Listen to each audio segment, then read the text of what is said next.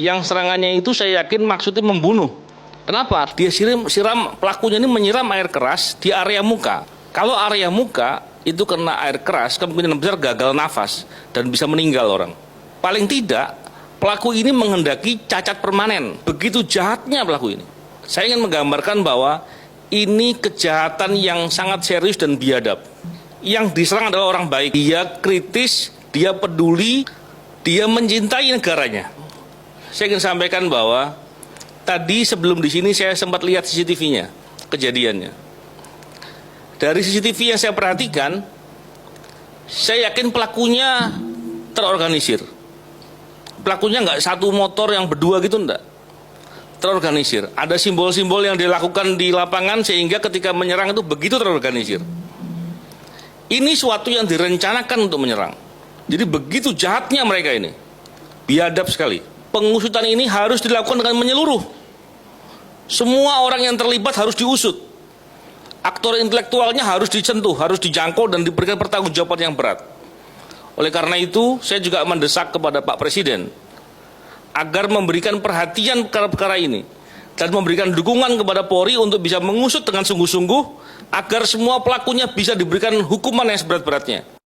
Ya, teman-teman, kronologi penyiraman air keras ke aktivis Kontras Andi Yunus. Nah, teman-teman sudah mengetahui tadi di cuplikan video tadi bagaimana detik-detik penyiraman secara langsung ya kepada aktivis Kontras ya, penyiraman air keras teman-teman, sehingga ini menjadi heboh dan mungkin masih ditelusuri siapa pelakunya, tapi terlihatlah di CCTV tadi ya siapa saja kendaraan-kendaraan yang lewat pada saat kejadian.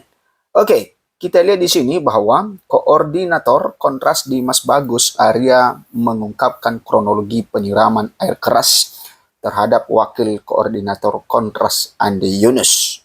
Teman-teman, Dimas menyebut aksi tersebut terjadi usai Andi membuat podcast di kantor Yayasan Lembaga Bantuan Hukum Indonesia atau YLBHI.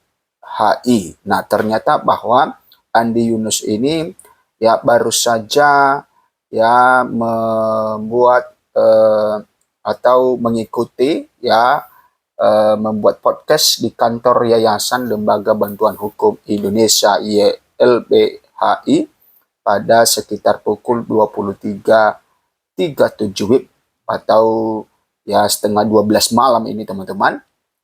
Ya, di mana di Jalan Salemba 1 ya pada hari Kamis ya 12 Maret malam. Kemudian Andi Yunus mengalami serangan penyiraman air keras oleh orang tidak dikenal yang mengakibatkan luka serius di sekujur tubuh, terutama pada area tangan kanan dan juga kiri muka, dada, serta bagian mata, ujarnya dalam keterangan tertulis pada hari Jumat 13 Maret. Teman-teman, berdasarkan kronologi yang dihimpun Kontras, beberapa hari ya sebelum kejadian korban menerima panggilan dari nomor tidak dikenal pada 9 hingga 12 Maret 2026. Sebagian nomor diduga berkaitan dengan spam penipuan, kemudian pinjaman online, hingga modus M-banking. Nah, pada hari kejadian, teman-teman, Andi beraktivitas seperti biasa dan berangkat dari kantor Kontras menuju kantor Center of Economic and Law Studies atau CELIOS di Menteng sekitar pukul 15.30 WIB untuk menghadiri pertemuan. Nah, usai agenda itu, sekitar pukul 19.45 WIB, Andi menuju kantor YLBHI di Jalan Diponegoro, Menteng untuk melakukan perekaman podcast bersama staf YLBHI Zainal Arifin.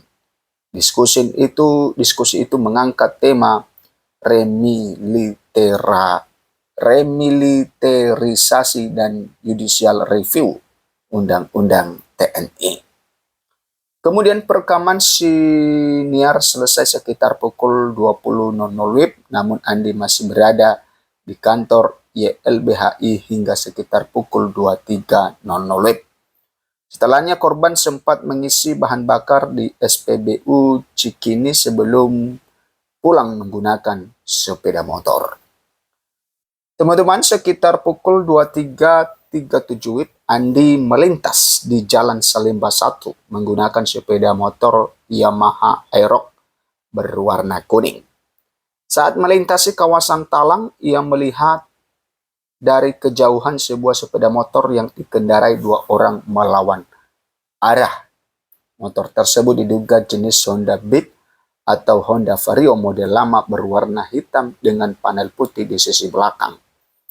Kemudian ketika kedua kendaraan berpapasan, pelaku langsung menyiramkan cairan yang diduga air keras ke arah korban. Cairan tersebut kemudian mengenai bagian kanan tubuh Andi, terutama mata, wajah, dada, dan tangan. Korban langsung berteriak kesakitan hingga menghentikan motornya dan terjatuh. Teman-teman, menurut keterangan Kontras, Andi sempat berteriak minta tolong sambil berteriak panas-panas dan kemudian berteriak air keras hingga warga sekitar berdatangan. Akibat cairan tersebut, pakaian yang dikenakan korban bahkan disebut meleleh.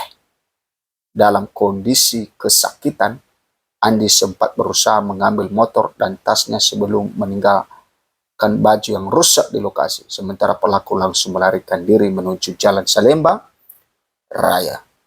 Saat kabur, pelaku diduga menjatuhkan sebuah gelas berbahan stainless steel yang digunakan untuk membawa cairan tersebut. Tak lama setelah kejadian, sekitar pukul 23.38 WIB, Andi kembali mengendarai motornya menuju rumah kontrakan di kawasan Menteng melalui jalan belakang. 2 temannya, Rizky dan Hardingga, membawa korban ke rumah sakit Cipto Mangunkusumo menggunakan sepeda motor. Korban tiba di rumah sakit sekitar pukul 23.48 WIB dan langsung mendapatkan penanganan medis. Berdasarkan diagnosis awal tim dokter, Andi mengalami luka bakar sekitar 23%. Saat ini ia ditangani oleh 6 dokter spesialis termasuk spesialis mata, THT, saraf, tulang, toraks, organ dalam, dan kulit.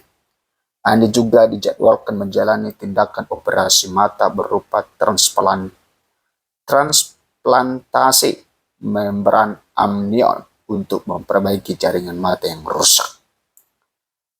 Dimas memastikan tidak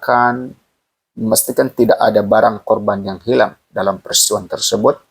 Karenanya ia mendesak aparat kepolisian segera mengusut pelaku dan mengungkap motif penyerangan terhadap aktivis HAM itu. Serangan ini berpotensi menjadi ancaman serius terhadap keselamatan pembela hak asasi manusia di Indonesia, pungkasnya. Nah, itu teman-teman tentang kronologi bagaimana dengan Andi Yunus ini atau aktivis kontras, yaitu Andi Yunus ini ketika mendapatkan penyiraman air dari orang yang tidak dikenal. Dan semoga Andi Yunus cepat pulih dan bisa beraktivitas kembali.